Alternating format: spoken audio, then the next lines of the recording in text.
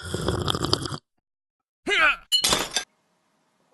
YouTube, it's Joe with Burnt Coffee is Awesome.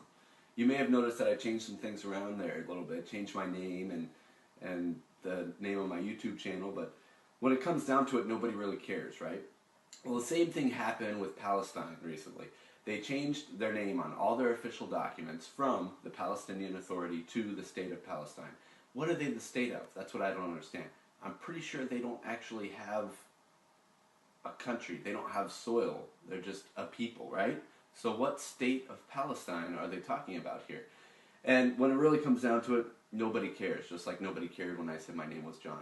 In other news, I'm sure everybody has seen, and if you haven't, you really need to check it out. I have a link to all that stuff down below in the description.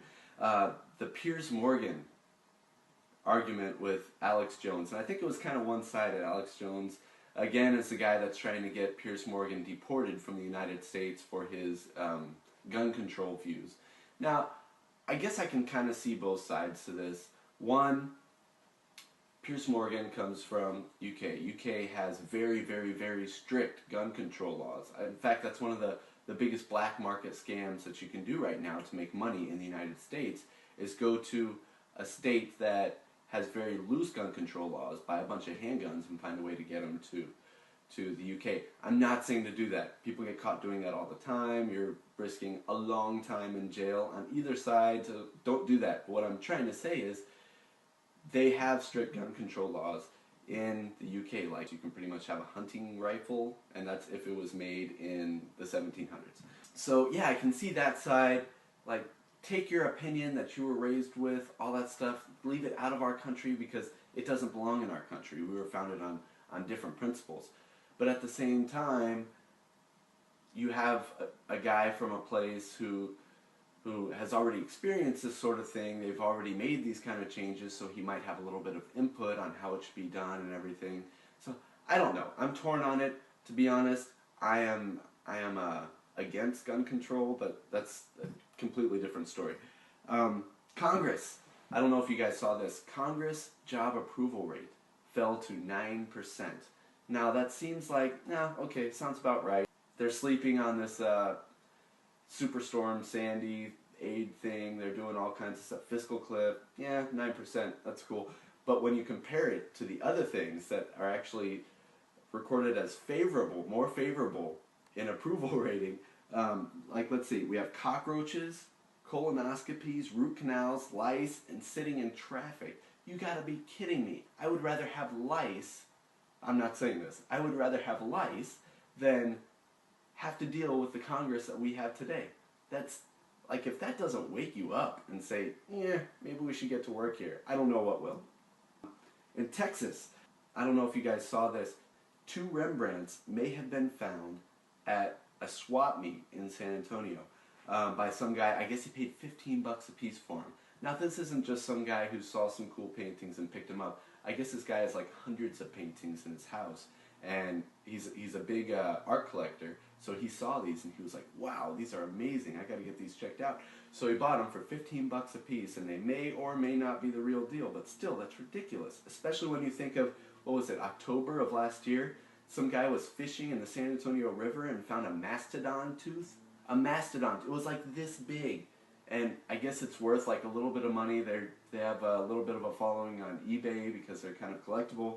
But that's ridiculous. So what I'm going to do, next time I have some vacation time built up, I'm going to go grab Nicolas Cage and Indiana Jones, and we're going to go down to Texas, bring some metal detectors, and we're going to find some treasure, because apparently that's the place to do it. Screw the pyramids, screw all these other things. Texas. All this last thing, and this is the one that I'm most passionate about. AIG. You guys should have seen this by now. If not, you really need to watch the news more. AIG, if you'll remember, that's one of the big banks that we bailed out. The U.S. taxpayers, well, the United States government, with the taxpayers' money, bailed them out. They were on the very verge of collapse. We bailed them out. We gave them a lot of money, more money than I'll ever make, more money than like 8 generations down the line will ever make, to bail them out. Now, you've seen these commercials. They've come on and they've said, oh, we've paid back the taxpayers with interest. We're doing all these things to help out, with charities and relief efforts and all this stuff. We just want to say thank you, and we're still here. Please still invest in us and everything. Well, now it looks like they're thinking about suing the United States government for high interest rates. You've got to be freaking kidding me, right? So let me get this straight. You were on the verge of collapse. You were on the verge of bankruptcy. We bailed you out, and now you want to sue us for it. That really reminds me of like the guys who are dying on the side of the road, and some pedestrian walks up, gives him CPR, saves his life, but breaks his like sternum or something, and then he sues the guy. You gotta be kidding me. So I guess their biggest thing that they're saying is their stockholders took a hit and all that. Well, yeah, a lot less of a hit than they would have taken if you went bankrupt and they lost it all, right? Anyway, AIG, they're not my favorite people right now. And that's all I have. I have some more things, but I don't have time, so it'll come in a later video. Thanks again for watching. I actually follow my blog more than my YouTube channel, so if you want to comment on anything that I've said today or some things that you want me to talk about, please leave comments below or on my blog. I watch that a little bit more closely. It's BurntCoffeeSucks.blogspot.com. There's comment sections in there. Please do, or in the YouTube channel. I'm also on Twitter. I said in the last video that I'm on it more than I actually wanted to be. But I think I've gotten addicted to at least the news feeds on there because I'm a news junkie. So if you want to get a hold of me on there, I'll probably talk to you as long as you're not completely weird or mean or whatever.